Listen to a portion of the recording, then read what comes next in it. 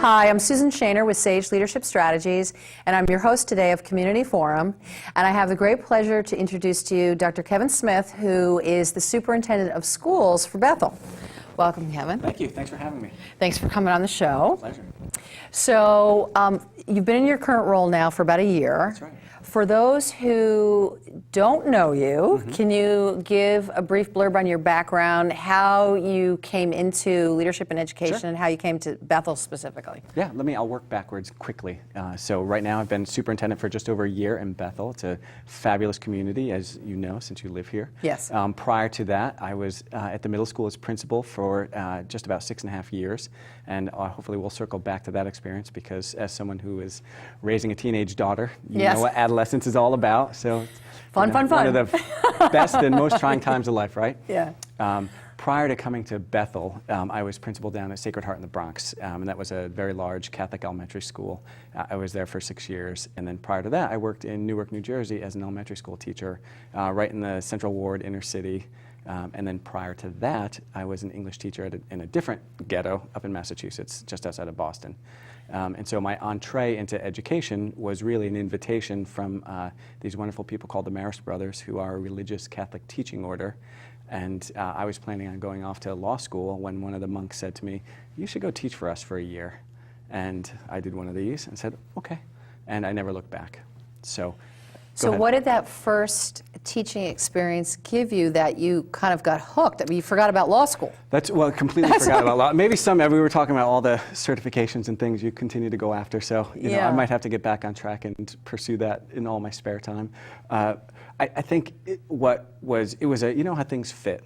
So it was a natural fit. It was you know, really when I started, I said, I'm going to do this for a year and it'll be nice. I'll make a difference. But I learned viscerally the profound impact that teachers have and the role that schools play, whether they're public, private, or otherwise, in shaping kids' lives and helping to, you know, influence kids into future directions. So it just was such an obvious fit. There was nothing else that I could possibly do.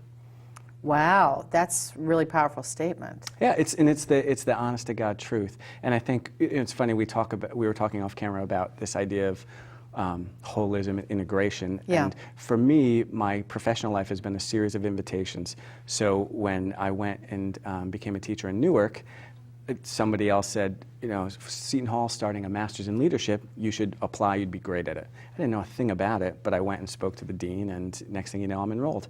So next step was, you know, I have a friend who is looking to change the administrative model over in the Bronx. You should go look at that. So I call and, you know, I land as an administrator in the Bronx. So you make it sound so easy, like you just sort of like flowed and fell into things. I didn't take any responsibility for consciously choosing any of those positions, but I think when, you know, when things are meant to be and energy is moving in the right direction, doors open, right? Yeah. And that's exactly been the experience of my professional life. So what did your experience, you worked in some pretty tough environments. What were some of your greatest learnings from those environments? I've an unbelievable number. Working in inner city environments is truly like trying to hold back the ocean. There's so many the realities of city living and the realities of crime and drug use and broken families all come to play together in a classroom. And as you know, our teachers have an incredible responsibility in those environments to try to put kids who are broken back together, in addition to giving them an education. So I think the enormous responsibility of what teaching is like in those environments was probably the number one, you know, most significant learning I had. So how did you stay motivated, engaged, optimistic? How did you keep the kids engaged? I mean, it sounds tough. I think that you know, could respond to this as someone who's also a teacher. Number one, not everybody should do it or can do it or is good at it. So it does take a special kind of person who's smart but also highly compassionate and you know, empathetic. And so for me, I think it was always the sense of mission about what we're about. And, you know, I joke with some other people that, you know, there was a period of time where I was just a do-gooder on a mission. You know, the truth is, have way too much respect for the people who live in those communities to remain simply a do-gooder. You know, what it was really about was trying to empower people, kids especially, to see the possibilities for their lives, because that's one of the most tragic things for kids in our inner city schools. They don't see any future outside their neighborhood. Yeah. And it requires adults, you know, to help them see a different future. Yeah. So I think working in schools where there was really good leadership and a very strong, dedicated team focused on a clear mission and vision, who understood that role, was very motivating for me. Wow. So your undergrad was with the Marist Fathers. Your graduate was at Fordham, which is also a Catholic school. You And worked Seton at Hall, Catholic right. schools and Seton Halls. So you had a lot of Catholic influence. How does that shape kind of how you approach your work and your worldview in terms of service? Well, it's inseparable from who I am. Yeah. You know, and I'm not a religious zealot by any stretch of the imagination, but I think fundamentally, my core values and core belief are about human beings and about people and about raising people up and helping people see their you know, their own best selves and bring those best selves to fruition.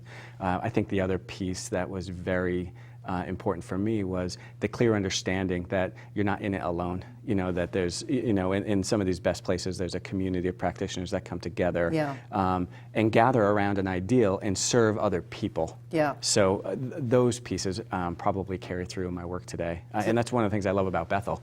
It was, you know, when I first arrived as principal at the middle school back in 2006, it was immediately apparent that there was a clear vision for education, that it was a district on the move, and that Gary Chesley, the then superintendent, was actively trying to gather people who really got what he was trying to accomplish. Yeah. And then he turned them loose to do it, and you know, I had that experience. So let's talk about that for a little bit, because so I've been a resident in town. In June it'll be 15 years, and I remember when I was closing on my house, didn't know that much about Bethel.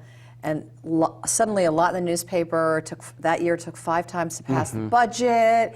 The high school was in fear of losing its accreditation. Right. So there's been lots of work done since then. So can you speak to your perspective in terms of what the journey has been like in terms of improving the school? You know, what's real and what's the reputation of the school district, and where are things at now? Yeah, I can, from a limited point of view, obviously, because I've only been hanging around Bethel since 2006. Yeah.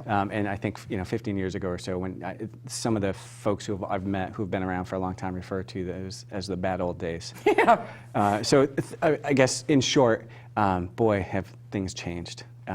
When I arrived in 2006, you know, I met a group of administrators, some of whom were new. Dr. Cousins, who we were talking about before, had been in the community for a while, but all relatively new, that Dr. Chesley had gathered. And he just laid it on the table and said, look, you know, you're here for a reason, and the reason is this is where we are in terms of our achievement. We've been making some incremental progress, but it's not enough. So we really need you guys to figure out what to do next and to improve the schools. So for me at the middle school, that meant trying to gather people around this idea of, you know, what are the next steps for our future and how can we better serve our kids? Yeah. So that really forced us to immerse ourselves in the middle school model of education, which puts kids right at the center. And then there was a lot of cross-collaboration between the elementary schools and the high school. And we really just set to work in concert. And it was not only about academic achievement, but it was also about expanding opportunities for kids to learn and grow through music, through the arts, through drama and performance, and any other way that we could make it happen for them. So what would you say are some of your biggest accomplishments there, and how did you, because clearly it positioned you to land this role. Yeah. You know, I think what I'm most proud of at the middle school are the teachers and the way that they come together. I mean, this is a group of folks, and you know, some of them have changed over the years, but there's a core group of people and a spirit among the staff in that building that's just can do. You know, they are out to serve kids, and they're out to support families, and they understand what it means to be a middle school. So whenever I would bring something to them, it was never, no, we can't do that, or why do you want to do that? It's, oh, we get that, and we know why, and we know how it'll be good, and give us a week and we'll get it done. So that kind of energy was just, it was in every department. It is still in every department in the school. Well, that sounds like an administrator's dream. It's absolutely a dream. And they really, so let me just go back to answer your question.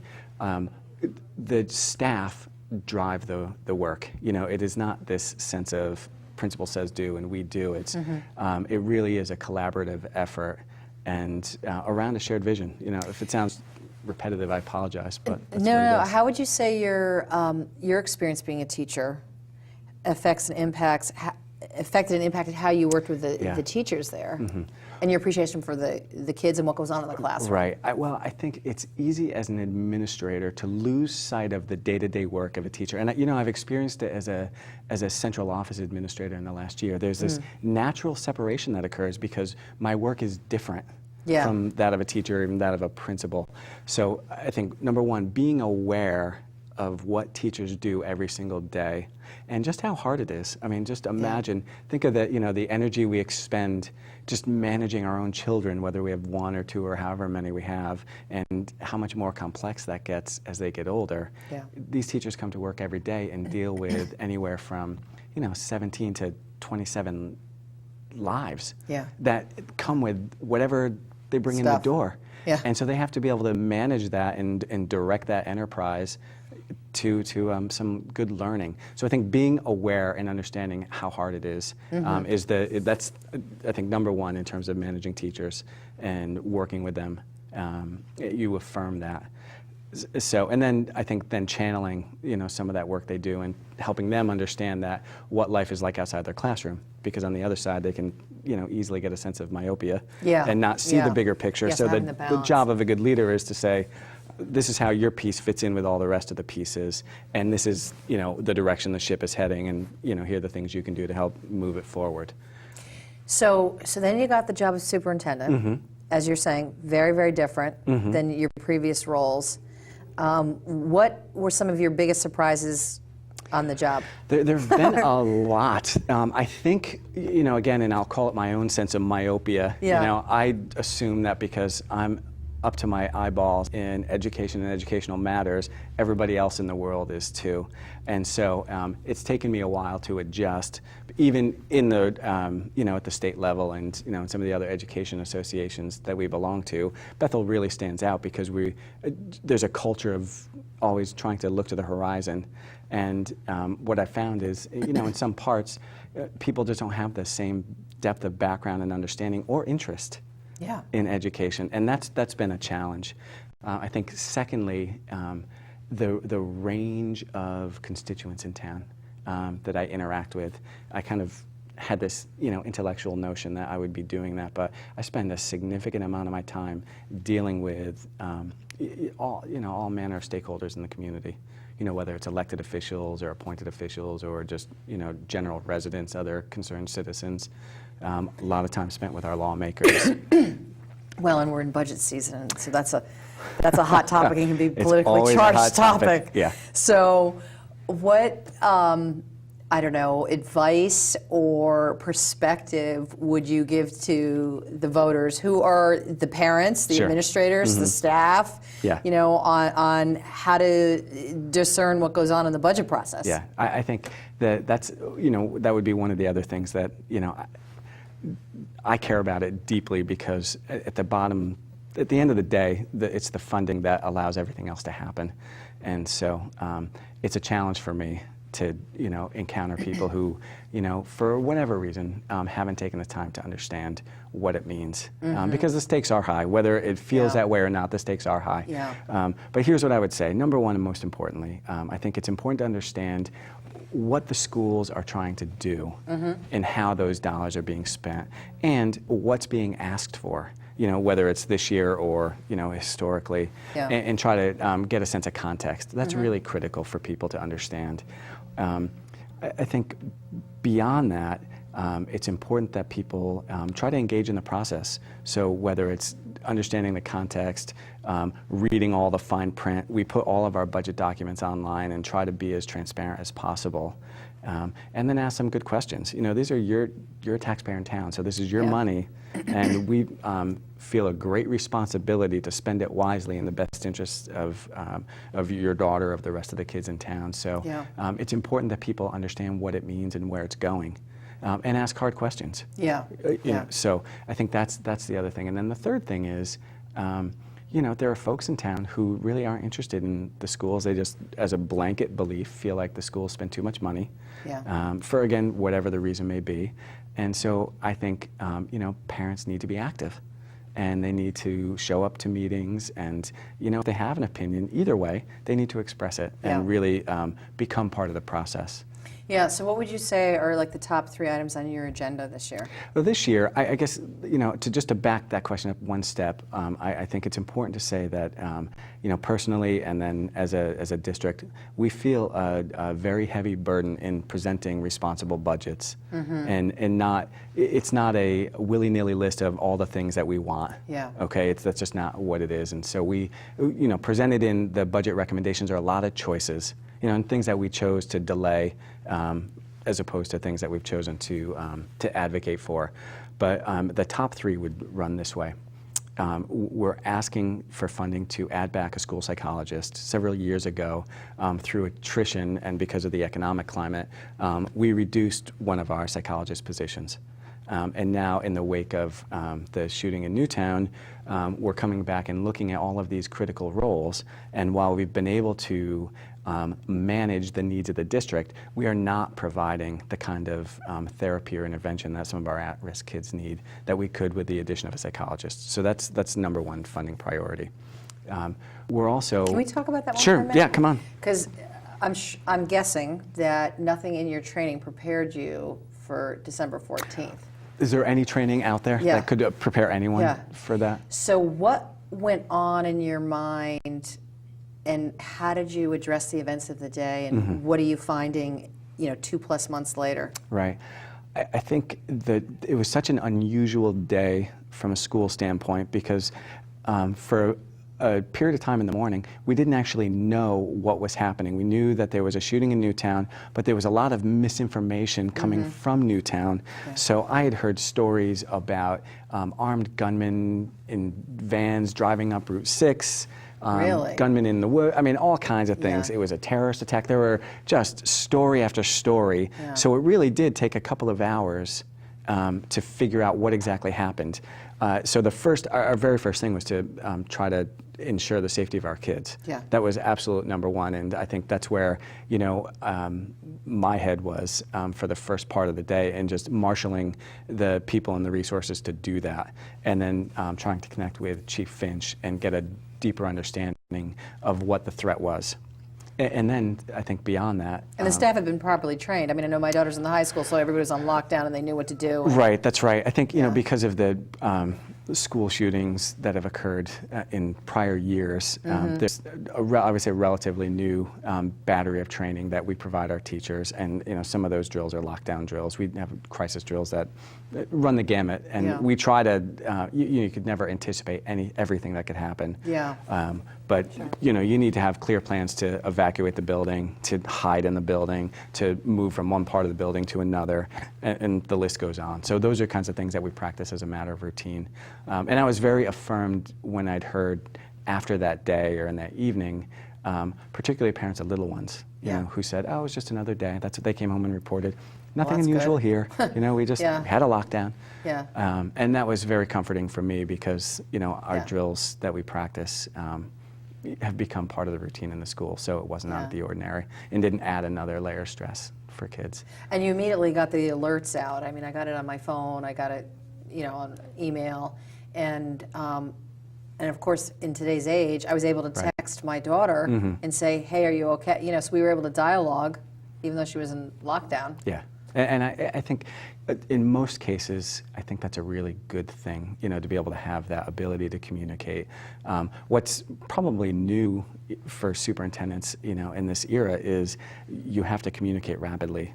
Because if you don't... Everybody else knows. Everybody else knows, and you can't guarantee that people have the right information. So, I was feeling the stress and the emotion of that day, and I knew all of our parents were, so it was very important for me and for some others to make sure that we put information out and assured people that kids were safe, and that we had a plan to respond appropriately.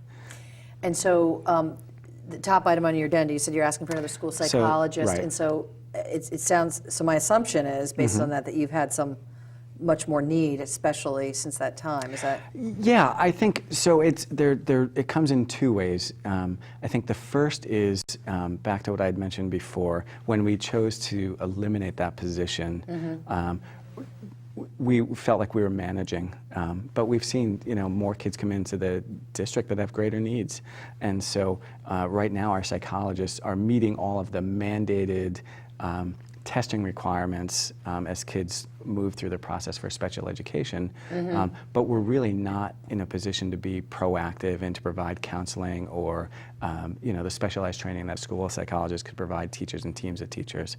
And we felt like after December 14th, we have to have that in our district.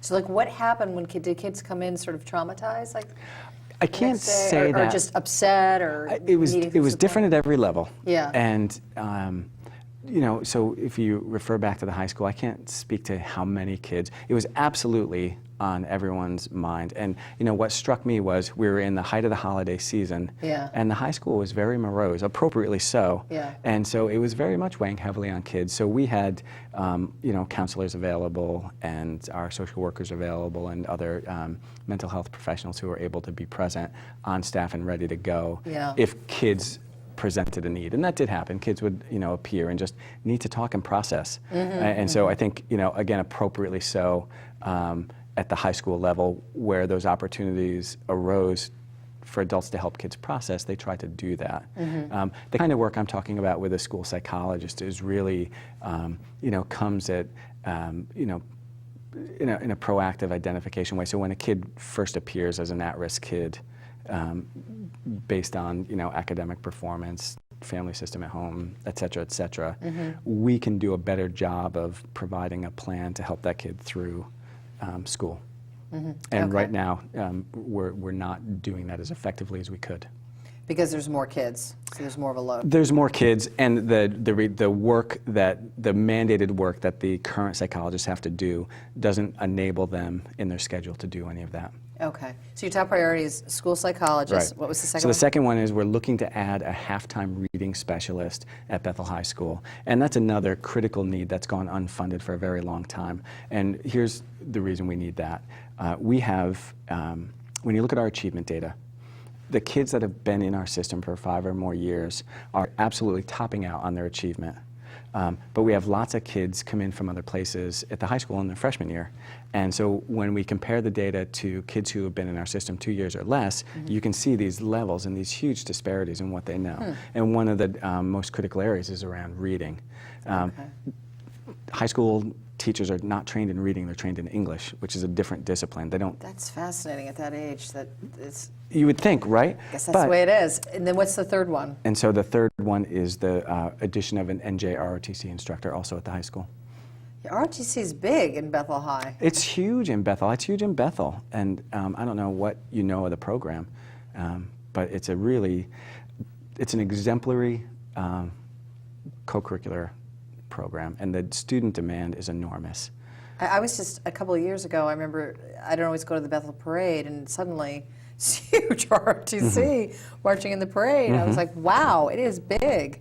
And I know there's a strong emphasis on teaching leadership skills and community service. And, That's right. It's all of those kinds of things, the responsibility, what it means to be a leader for sure, the self-management, the assertiveness, all of those kinds of skills that we want kids to have as healthy, productive adults. And the two guys that run it are just phenomenal, but they're responsible for somewhere between 1/4 and 1/3 of the kids in the high school who want to participate. That's amazing.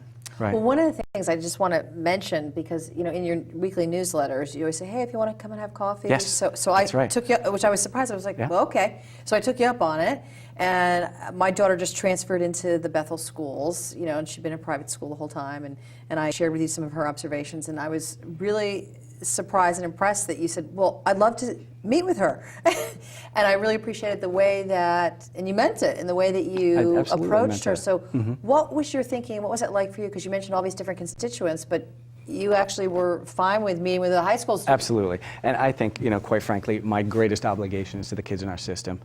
And your daughter's a wonderful example. We can talk about her for a minute. Here's what I admire about her. who wants to go talk to a stodgy old superintendent? Honestly, I don't even know what that means for a 16-year-old. Right. Who is that guy, Right, and what does he right. do, and why do I need to talk to him? So, Right. so for her to take that risk/opportunity to do that and to present some valid concerns about the way we ran orientation for new kids, about some of the more negative aspects of the culture at the high school. I think that's a huge risk for a kid to take because she had no idea how I was going to respond to that.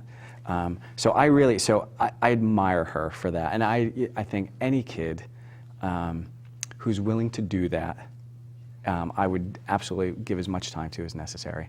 And not only just listen, but let's make it better. I mean, she lives in that high school. She spends far more time than I do. Yeah. And, we have an obligation to her and to everybody else. If there are aspects of that culture that need to be addressed, Well, we I need to do that. appreciated how you were coaching her and suggesting that she take a leadership role in bringing some of the suggestions forward and making a difference.